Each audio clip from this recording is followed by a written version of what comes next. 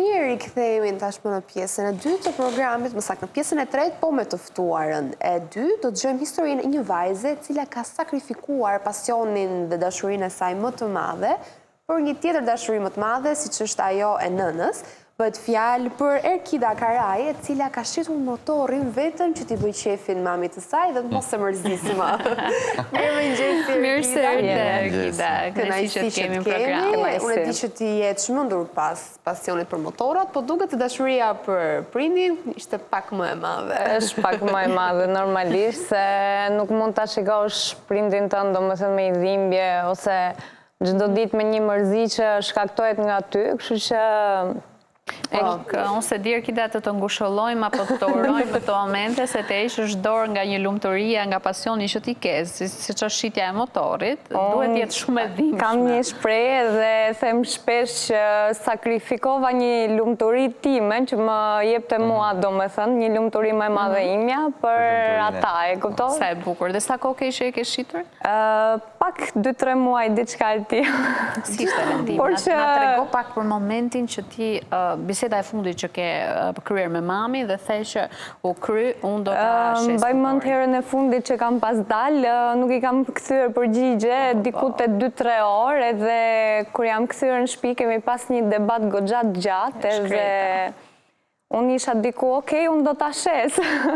Edhe nga që i thoja gjithmonë do ta shes, më thot që e di unë këtë muhabet ke ti, edhe u bindë në momentin që unë realisht e shita, sepse sa herë unë i thoja do ta shes, nuk është se e besonte. Dhe momentin që unë vërtet e shita, unë qaja dhe ajo qeshte. Po për të mirën tënde. E di që ishte për të mirën time, po nuk kam ta kuptoj dot asnjë njeri përveç atij që e ka pasion. Erkida, po e nisim pak që në fillim fare, duke qenë se prindrit e tu kanë qenë, ose më saktë, mami nuk e di për babin, kanë qenë gjithmonë skeptik sa i përket motorit, dhe temi dhe rrezikshmërisë që ka, po si lindi dëshira për unë motorat i kam pas shef që e vogël, si çdo fëmijë besoj që ka pas bicikletat, ka pas qef ato zhurmën e motorave. Po me kohën pastaj, okej, sikur më iku si gjë, me kalimin e viteve pastaj kanë qenë këto festat që janë bërë te sheshi me motora, aty u fiksova akoma më shumë dhe thash, okej, unë do ta mësoj. Sado që më thonin të gjithë që jo, nuk do ta mësosh, e kupton, nuk është motori për gocat, aq më pak motori shtrim, e kupton. Po, se ti edhe me një sport ekstrem. Po, mendoj që kur i vë një qëllim vete, se arrin. Në fillimet e tua kur e ke mësuar, ka ndodhur një incident që të biesh për shembull? Jo, në fillimet e mia, domethënë kur e kam mësuar të paktën në pistë, nuk është se kam pas ndonjë problem. Kam rënë, domethënë, po jo te pista në fillimet e mia, gjëra të vogla. Mami e dinte që ti hyre dhe po mësoje? Ja the që në fillim? Në fillimet e mia fare nuk i kam treguar, i kam treguar diku kur kam qenë tek seanca e 3 e 4 që unë po e mësoja motorin, kam bler kokoren edhe i them që okej, unë po e mësoj. Po pra, pyetja ime është si ja mbushe me ta blije një herë motorin?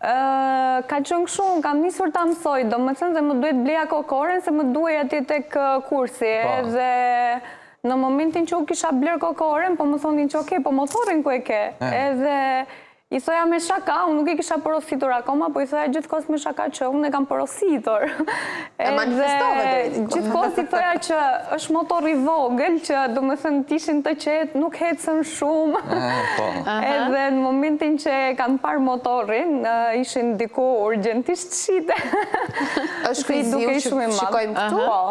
Ky ka qenë. Dhe çfarë vlere ka pasur dhe sa kohë është dashur të kursesh për të bler dashurinë tënde, le ta quajmë kështu. Mendoj që kur i vën një synim vetes, unë mendoj që i kam hequr vetes shumë gjëra të tjera që të arrija të blija motorin, domethënë e zëm, nëse unë mund të blija 3 palë atlete në muaj, nuk blija me asnjë palë, vetëm që të merrja motorin. Më është dashur diku te disa muaj ose po them vitin, e kuptoj që unë të arrit kursej që të ble motorin.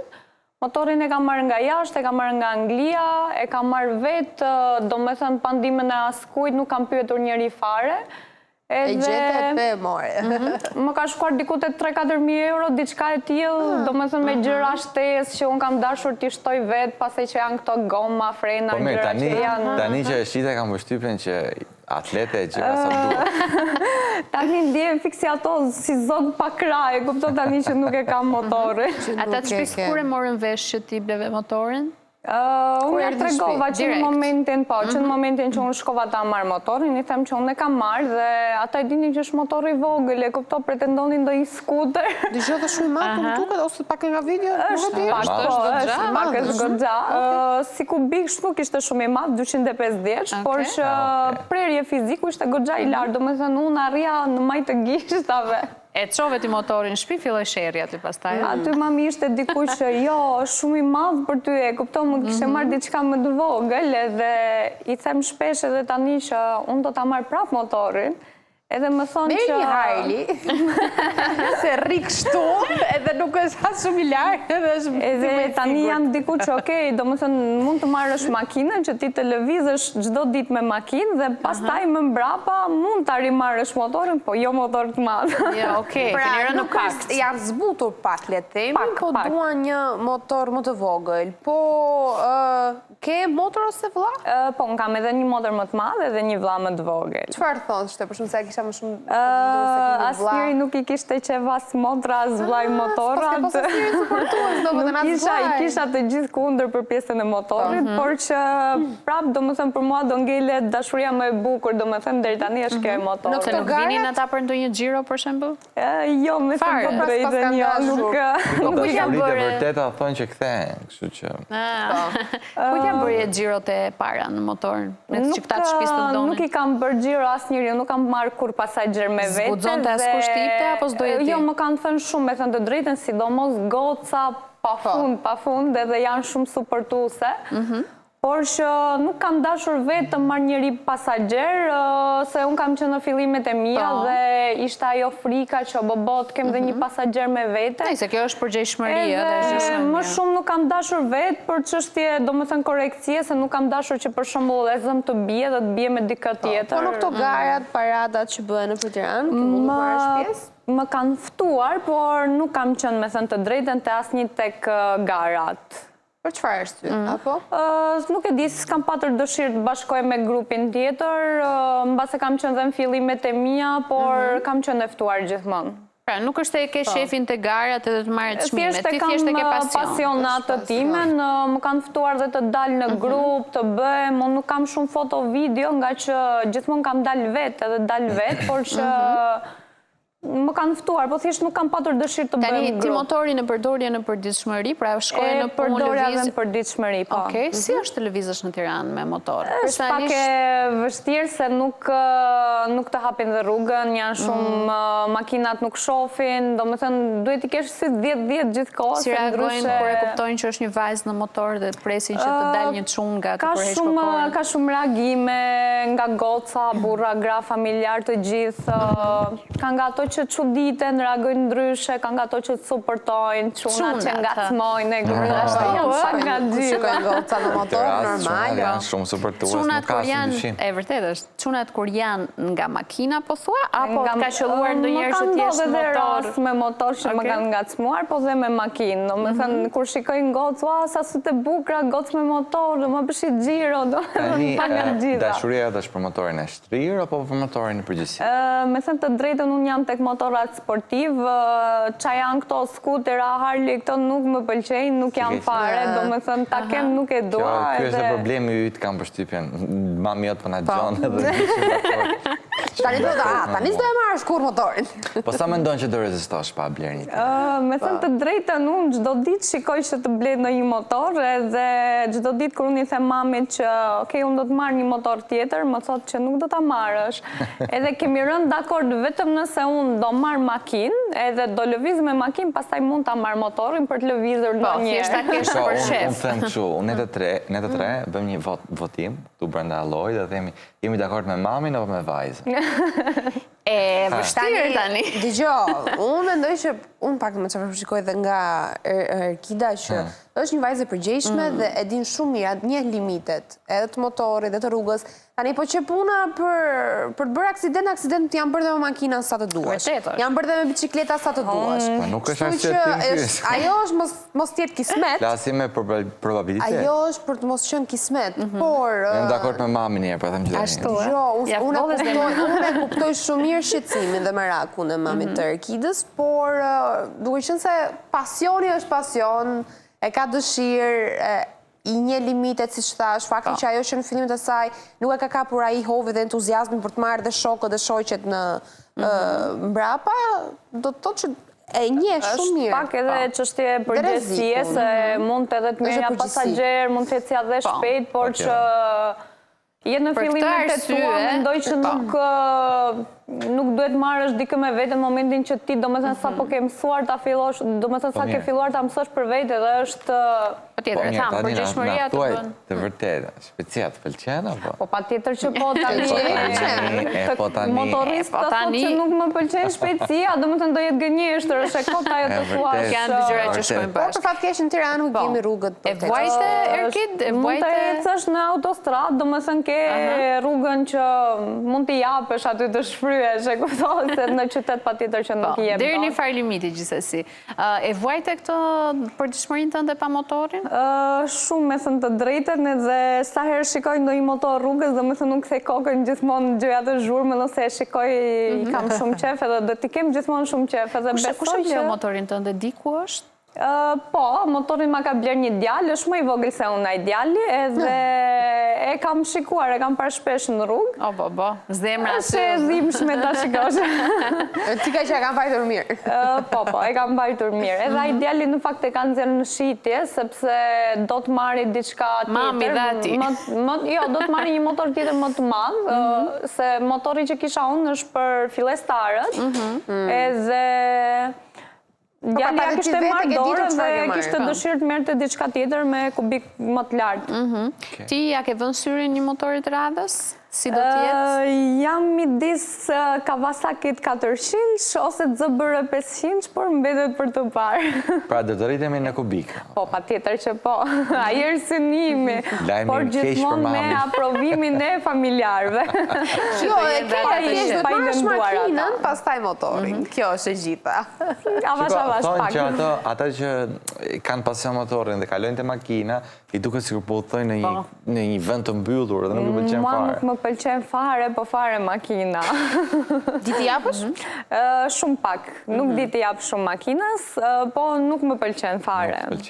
Kur provon motorin, patjetër. Nga që unë motorin e kam mësuar përpara makinës edhe prandaj mua më duket makina kështu nuk më hyn në qef fare edhe nëse kam dalë me makinë, do me thënë gjithkohës kur shikoja në i vend bosh, këtu do futesha me motor.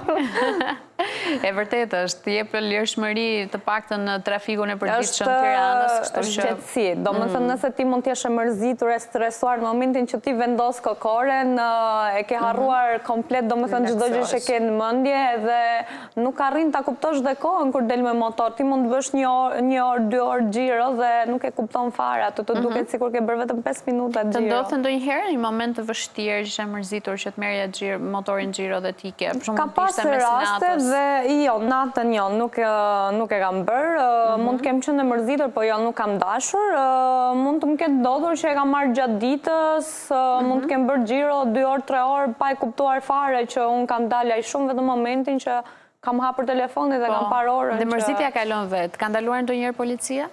Jo, me thënë të drejtë. Pas ke qenë me fat, s'ke bërë gabime. Ka qenë me fat keq policia. Mund kem rastisur shumë shpesh me polica, por që nuk më kanë ndaluar. Nejse, thash, kjo është gjë e mirë, se paktën ti ke respektuar rregullat dhe nuk e pasur arsye që ata të ndalojnë. Kanë filluar të shtojnë goxha gocat me motor dhe më bëj shumë qefi për këtë. Por që prapë nuk ka shumë goca në Shqipëri me motor, ka po ka pak. Do më thënë në për rrjetet sociale me çfarë kam parë ka shumë, por që të shikoj vetë kështu, do më thënë live kam parë shumë pak. Po shojnë foto të Erkida dhe qenë dhe një guzhinjere shumë e mirë. Unë e kam mbaruar shkollën profesionale për guzhin edhe më pëlqen të gatuaj në kohë të lirë, por që nuk më pëlqen që ta ushtroj si profesion, thjesht më shumë çështje dëshire, pasion. Ke bërë gjitha të kurse, do me thënë, për pasion? Unë e kam për shkollë profesionale, ajo ishte shkollë si gjimnaz, thjesht kishte shtesë pjesën e kuzhinës, recepcion, bar restoranti, kishte shtesë. Ndërlëndët tjera kishte edhe këtë. Po na fol pak për këtë ndjesin që ti merr kur je me motor. Për të kthyer pak. Çfarë keni ju që ne të tjerë nuk e kuptojmë? Pra, çfarë ndjeni ju kur jeni në motor? Është dhe një gjë që unë kur kam qenë në fillimet e mia me motor, të gjithë njerëzit më thonin që ti nuk do ta mësosh dot kurrë, je gocë, je shumë e shkurtër, nuk do ta blesh dot kurrë, e kupto, mos u mundo, e ke të kot. Edhe kur njerëzit të thonë që jo, ti nuk e bën dot, është një arsye më shumë që ti ta arrish si gjë. E qartë, të motivojnë. Edhe, do më thënë, kur ta bëjnë, unë kam një gjë që kur të pamundurën, do më thënë, thonë e ke të pamundur, do ta bëj se s'bën të mundur si gjë. E qartë, e ke si sfidë në Ja vetë. ke dalë. Është si tip sfide, por që më shumë çështje pasioni se sa çështje sfide. Thjesht njerëzit mund të thonë çfarë do duan, unë kam një gjë që eci me ato gjën time dhe jo me njerëzit. Sado që i kam pas gjithmonë kundra për çështjen e motorit, por që rëndësi ka që unë ja dola e arrita si gjë, pavarësisht se nuk ishte shumë e gjatë si gjë, por që shumë shpejt pres të rikthehe. Ishte mbyllje e kapitullit, jo e gjithë librit, ta quajmë Pa kështu. diskutim, unë thjesht dua të kem aprovimin e familjarëve normalisht. Unë prandaj dhe e shita që mos i shkaktoja atyre mërzi, por që normalisht me një aprovim të atyrin do marrë një tjetër pa tjetër. Gocë e përgjeshme, po, në timon, në motor, po, në familje, po, të gjitha të mirat i ka kjo gocë. Edhe kuzhina është i plus shumë e madhe, të me që të shumat e kanë kusht të kote fundit. Erkit je shumë e mirë. Faleminderit shumë që edhe për shembullin e bukur të vajzës që dhe ishte shumë e këndshme biseda me ty dhe shumë suksese me motorë të rritani. Sa më shpejt. Por me mënd në kohë gjithmonë. Po, atë diskutim, përgjësia mbi të gjitha. E vërtetë. Mami jepi edhe një shansë vajzës. Ja dha, mami, ja dha, u bin tani. Mirë, ikim dhe një hapësirë të shkurtë publicitare dhe rikthehemi pas pak me një super çift.